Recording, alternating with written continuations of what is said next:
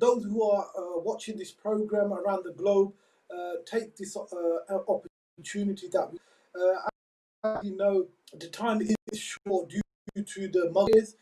So do questions by text or call in. Sayyidina, assalamu alaikum wa rahmatullahi wa barakatuh. Wa alaikum assalam wa rahmatullahi wa barakatuh. May Allah bless you and all our brothers and sisters. Allahumma salli ala Muhammadin wa ali Muhammad wa ajil farajahum. Today,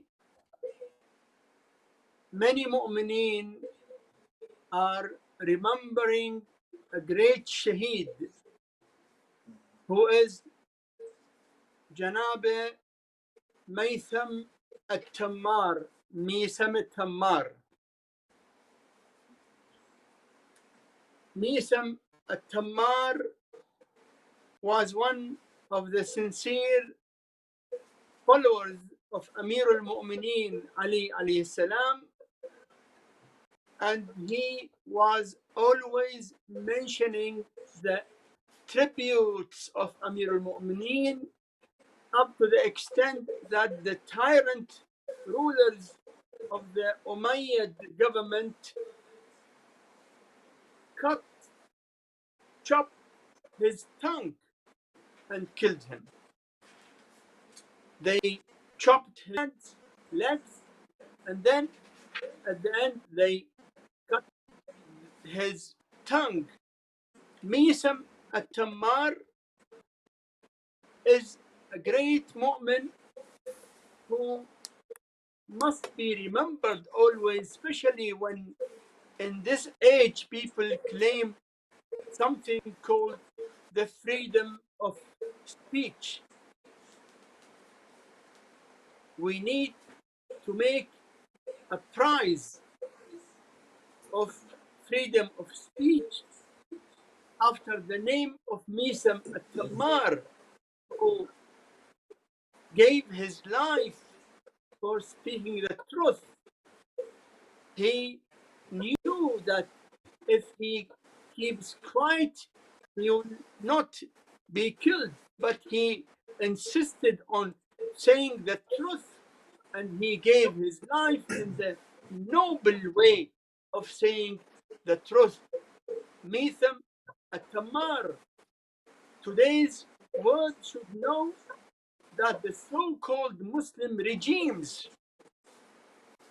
you know, those who are mixing right and wrong together under one name of Islam, they should know why Misam At-Tammar was killed, why he was slaughtered. Because he was saying the truth about Amir al-Mu'mineen alayhi salam, and the tyrant rulers did not want the truth to be said, so they killed him. And this day of the martyrdom of Misam At-Tammar, we send our tributes and respect to this noble person, the Shaheed Misam At-Tammar. As you know that he was killed in Kufa, and he was buried also near Kufa in a place called Al-Kunasa. Till now his grave is a shrine, and thousands of mu'mineen go for visitation and reciting Fatiha. May Allah grant him higher degrees, and may Allah grant us degrees of shafa'at with the shafa'at of Ahlul Bayt alayhim as-salam. Yes, please. Thank you very much indeed. Sayyidina, we also commemorate, it's the night, I believe, of the sons of Muslim bin Aqeel, the Shahadat. If you can light up their death, how it occurred, so forth. Also, yes, that also has been mentioned in the books, but I want to focus now on very important occasion which is approaching in 2-3 days, which is Al-Mubahala. Yeah, indeed. Mubahala was a challenge between the Prophet, peace be upon him, and his holy progeny, and his opponents from the people who called themselves Nazarites, who came from Najran, and the Prophet gave them full evidence from their own books, from their own Bible, that he is the Prophet from Allah. But out of arrogance, they did not want to accept the truth. Then Allah gave him the order that after you gave them all the evidence, then now call them, tell them, let us call our sons, and you call your sons, and we call our ladies, and you call your ladies, and we call ourselves, and you call yourselves, and both of us seek from Allah to send his wrath and curse on the liar from us. The Prophet gave this challenge to the leaders of Najran, and they could not accept it. They did not want to do that, because when they saw the Prophet coming out with whom? With his grandson Hassan and Hussain, with his daughter Fatima, with his brother-in-law, cousin brother Ali ibn Abi Talib. So the leader of Najran told his people that if you accept the challenge, no one from your community will remain on this earth. Mubahala, the great incident about which we have got a narration that Al-Ma'mun, the Abbasid king, asked Imam Ali al-Ridha alayhi salam about the greatest tribute of Amir al-Mu'mineen Ali alayhi salam in Quran. Imam al-Ridha alayhi salam replied that the greatest tribute of Amir al-Mu'mineen in Quran is the verse which is وَأَنفُسَنَا وَأَنفُسَكُمْ, when Allah called Ali ibn Abi Talib as nafs of the Rasul. Nafs means like the Rasul, his self. وَأَنفُسَنَا وَأَنفُسَكُمْ, and he called Ali as his nafs. This is, according to this narration, the greatest tribute for Amir al-Mu'mineen in Quran.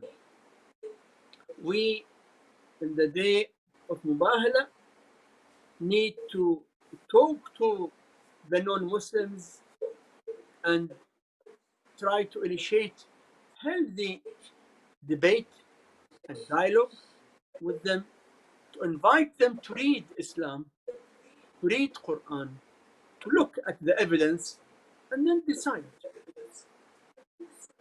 We invite non-Muslims to read about Islam, or to read the Islamic text of Quran and the teachings of the Prophet and Ahlebait, because millions of Christians till today are unaware about the Islamic reality and Islamic teachings.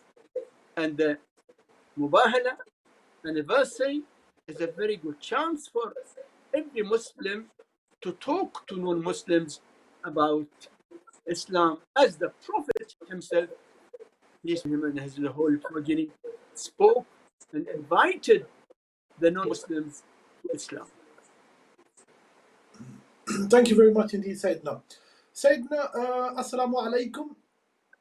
Can you please tell, if we can't understand Arabic as the language, can we recite dua and that in English? if we cannot understand or cannot recite dua in Arabic, can we recite it in English? The answer, reciting the dua in English, if you understand English more, is good. Of course it is good, no doubt. The dua is better for you if you interact with it.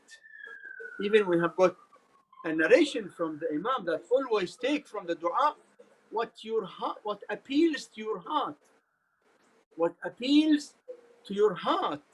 So yes, you can recite the dua in the language which you understand better. Thank you very much indeed. Sayyidina, when women are reciting Salah at home, do they have to wear socks? Reciting Salah at home. Hello? Can you Yes. please repeat the Are they? question? Yeah. When women are reciting Salah at home,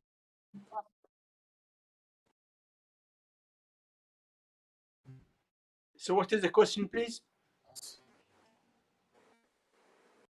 What is the question, please?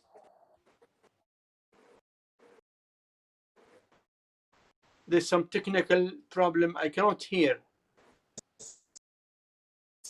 can you hear me?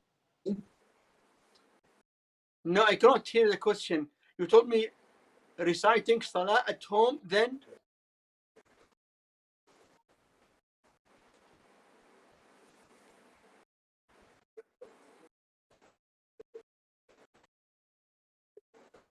Hello?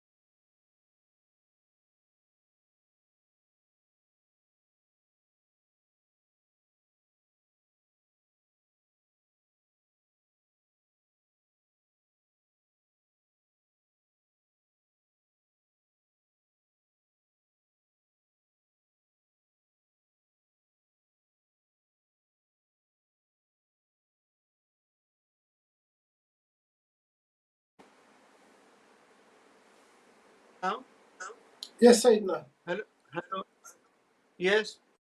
Yes, Sayyidina. Sorry. You are back Are you able again, to hear? yes? The Are you able question? to hear me? Sayyidina, basically, a woman that prays Salah at home, does she need to wear socks? Okay, a woman praying at home, is it compulsory on her to wear socks? Yes. The answer, no. If there is no non-mahram who can see her, she is not obliged to wear socks during namaz. During namaz, the female is responsible to wear her full hijab, but wearing socks is not compulsory if there is no non-mahram who can see her. While Thank you when very she much. goes out in front of non-mahram, she must wear socks. She Thank you must very much cover indeed, Sayyidina. her feet. Question: are foreigners allowed to go to Ziyarat for Ashura to Karbala and Najaf? Sorry?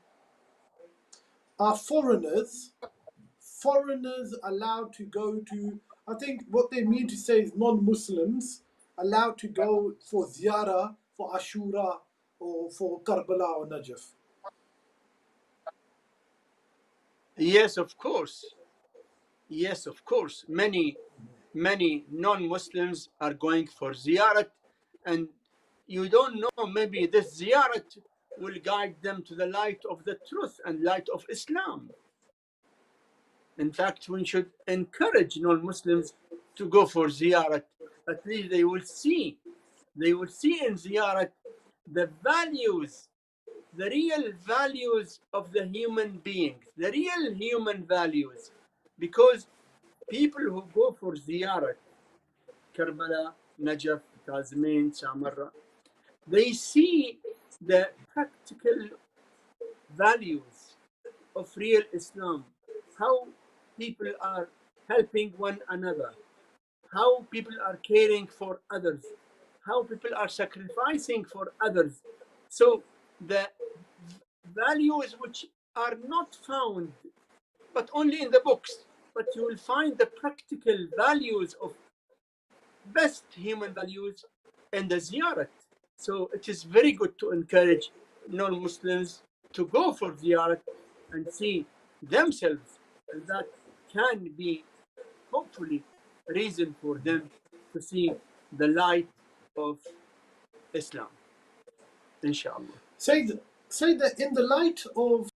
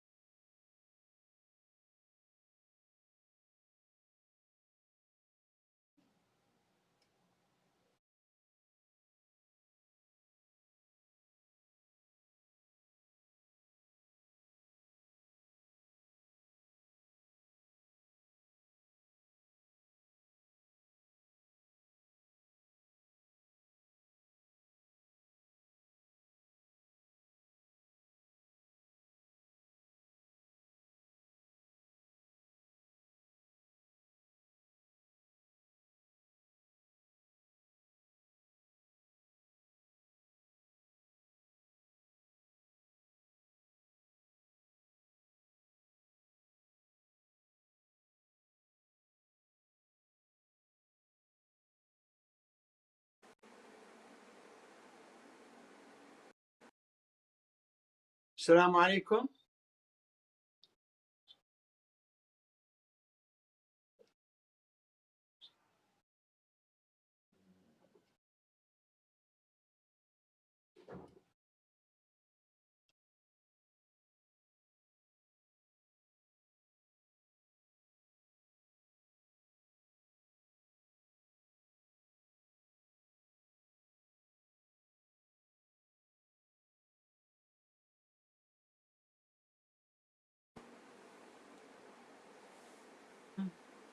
Sayyidina, can you hear me? Now, yes, I can Yeah, hear do you you now. apologize? I don't know what the technical issue is here. So do apologize for that. Sayyidina, so basically, question regarding, is it permissible to donate blood to non-Muslims? Is it permissible to donate blood to non-Muslim? The Non-Muslims, that's answer, right. it is permissible to donate blood. It is very good to help any human being who is in need, as far as he is not enemy of humanity. I mean, if you know that this person is a serial murderer, he kills innocents, don't help him. But any human being, it is very good to help any human being.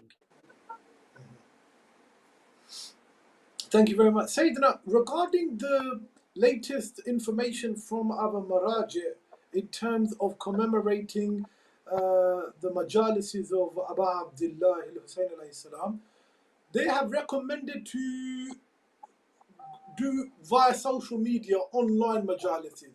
However, is it recommended to try doing these in the Islamic centers or sticking to the social media platform? There are two important things. One is to commemorate the martyrdom of Imam Hussain alayhi salam and do the majalis and azadari which is the spirit of our Iman. Since Karbala till today, all generations of the followers of Ahlebait always following the infallible Imams. We hold majalis, azadari. That is part and parcel of our Iman. On the other hand, the risk of the pandemic, coronavirus. In one side, we must keep our majalis in every possible way and everywhere on this planet and even in the sky. On the other side, we have to be careful not to endanger the health or the safety of any lover of Imam Hussain.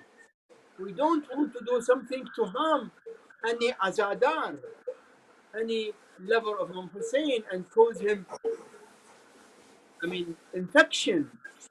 So the balance between these two is very important. One side, we keep the majalis in every possible way. On the other side, we must be always careful not to endanger the life or safety of any human being.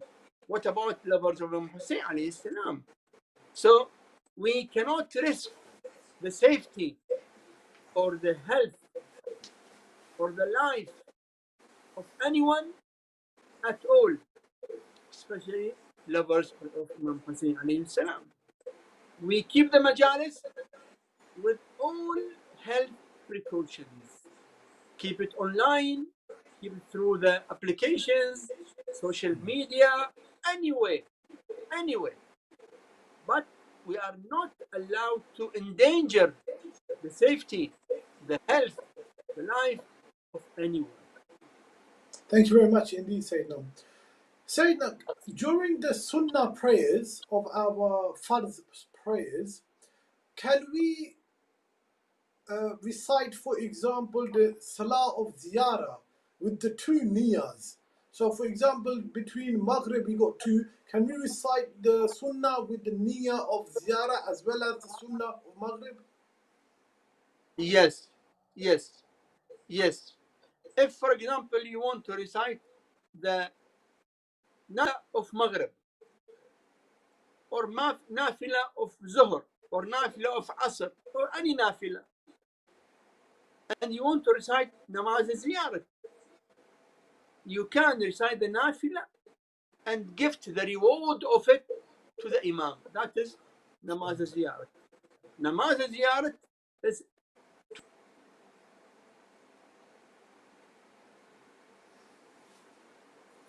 I believe we've had obviously the ongoing. person Okay, Sayyidina, please go gifts ahead. the reward. Hello? Yes, Sayyidina, please go ahead. We can hear you. Hello? Yes, Are you Sayyidina. with me? Yes, Hello? Sayyidina. Can you hear me now? Yes, Sayyidina. Yes. Okay, so namaz is any recommended namaz. The reward of it is gifted to the Imam. So you can pray any recommended namaz, even nafila, and gift the reward of it to the Imam. That will be namaz ziyarat. Thank you very much indeed, Sayyidina. Sayyidina, will you give the virtue of reciting Surah Al-Kahf? That it is recommended to recite Surah Al-Kahf, especially on Friday. If you could elaborate on this, please. Yes, it is one of the most recommended surahs to be recited on Friday. Surah Al-Kahf, mentioned in many hadiths, and the person who recites Surah Kahf every Friday will get great reward, great benefits for him in this life and hereafter. Surah Al-Kahf has mentioned many important things which are very useful for every believer. That's why Imam Hussain alayhi salam, when he was murdered in Karbala, and they took his head apart from his body and took the head to Sham, Imam Hussein's head was reciting Surah Al-Kahf. Imam Hussein head was reciting Surah Al-Kahf. أفحسبت أن أصحاب الكهف والرقيم كانوا من آياتنا عجبا إذ أوى الفتية إلى الكهف فقالوا ربنا رب السماوات والأرض. So, Surah Al-Kahf is a great surah, and it is highly recommended to be recited on every Friday. Every Friday, it is highly recommended to recite Surah Yasin and Surah Safat and Surah Kahf as well, and also Surah Ahqaf. Every Shabi Jum'ah, every Thursday night, Shabi Jum'ah. Highly recommended to recite Surah Waqi'ah and Surah Sad. Surah Sad. In the hadith, a person who wants the goodness of dunya and akhirat should not leave reciting Surah Sad in every Shab Jummah, in every Thursday night. So, reciting Surah Kahf in Friday is highly recommended. Thank you very much indeed. Yes. Sayyidina, does the Quran shed light upon the Dajjal or Sufyani? I mean, the Antichrist. Does the Quran anywhere speak about such individuals or even a system? No doubt, we have no name of Dajjal or Sufyani in Quran. No name. But we have got the characteristics. Those who are enemies of the prophets, enemies of Ahlebait, are mentioned in the Quran by their characteristics. And Dajjal and Sufyani fall under the same characteristics of the enemies of Allah, enemies of the Prophet, enemies of Ahlul Bayt alayhim salam. Thank you very much indeed. So the question is, how did Muawiyah became the head of Syria, the head of the Syrian state during his time? How did he become the head? How did Muawiyah became the head the state in Syria, of Sham? Sham, basically Sham. Yeah, That's right. yeah. You see, the story started time of Abu Bakr, from time of Saqifa. When Saqifa people took over the right of Amir al-Mu'mineen by their conspiracy, they approached Abu Sufyan and they wanted him to support them. So he supported them and they gave him the rule of Syria. They gave it to his son Khalid. Abu Sufyan had a son, brother of Muawiyah. So they made son of Abu Sufyan ruler of Syria. During the government of Umar, that son of Abu Sufyan passed away, died. Umar ibn al-Khattab appointed Muawiyah as ruler of Sham. And he remained ruler of Sham, all the government of Umar and all the government of Uthman, and that made him claim that he will not be changed. That is the beginning.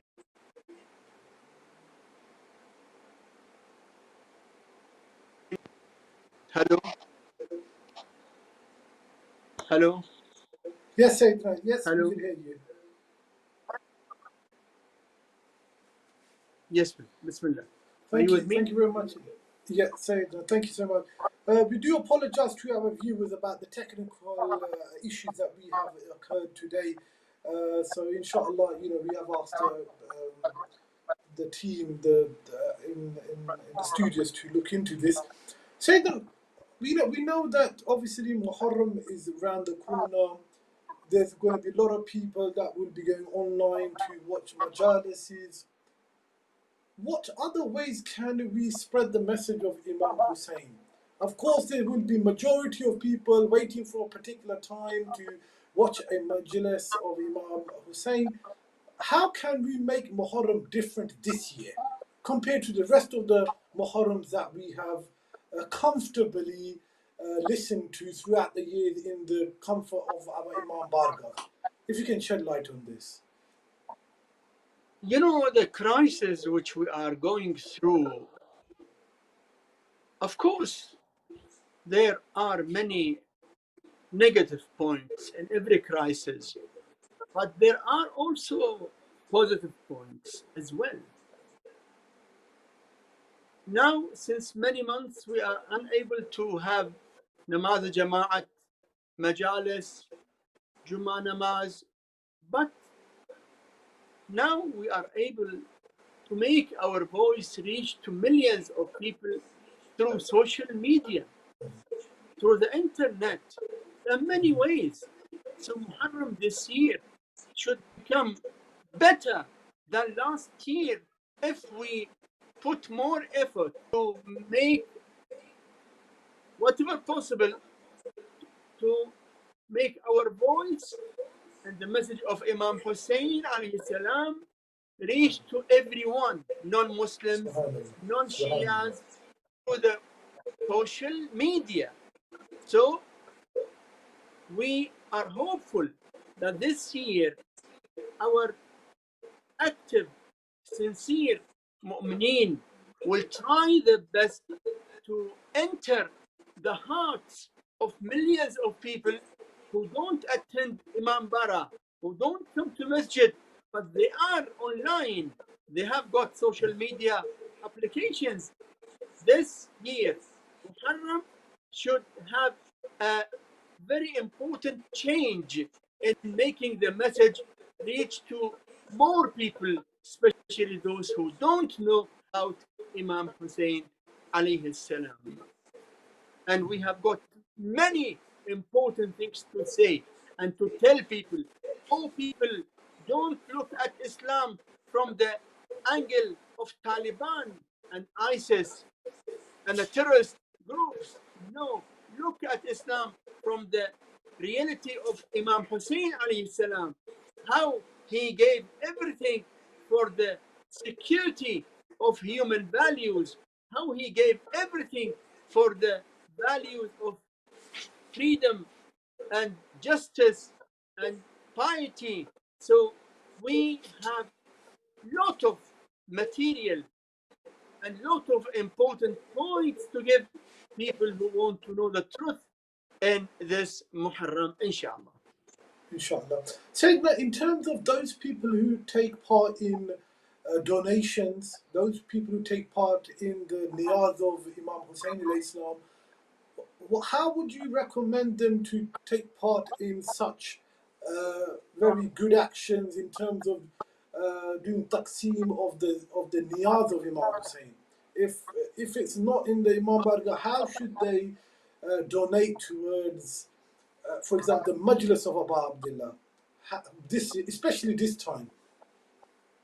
You see, it is mentioned in the letter of Ayatullah Sistani that the niyaz can be packed and sent to the houses of the people, MashaAllah, MashaAllah, not to endanger their health and security and life and make them gather.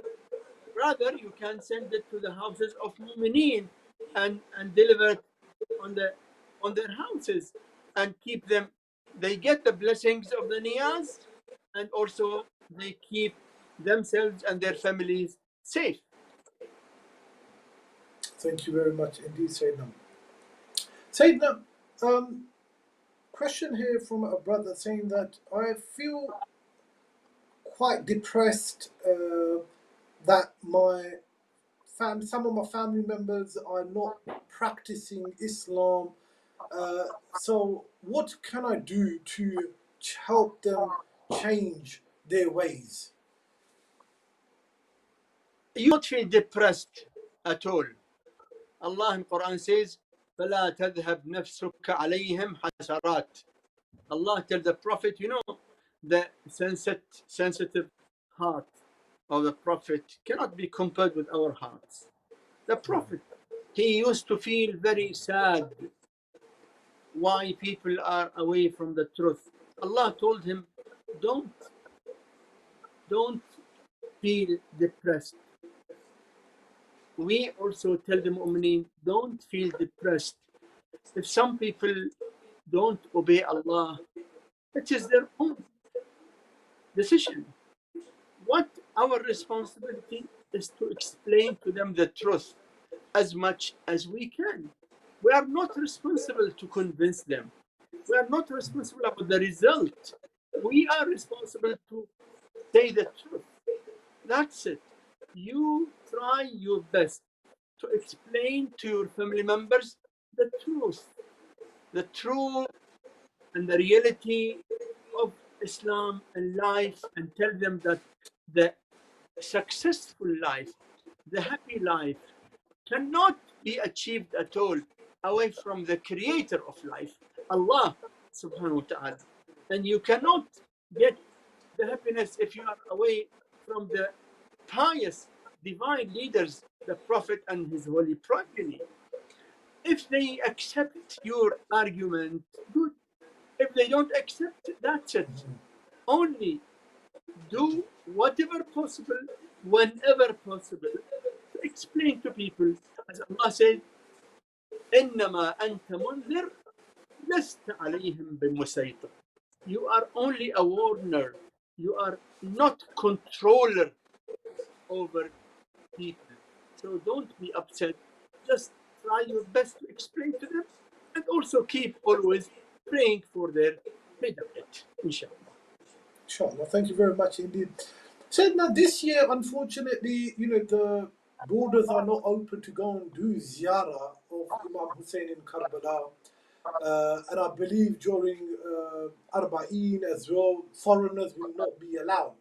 There are some organizations or individuals, you can say, who say that if you send us money, we will do ziyarah of niyabat.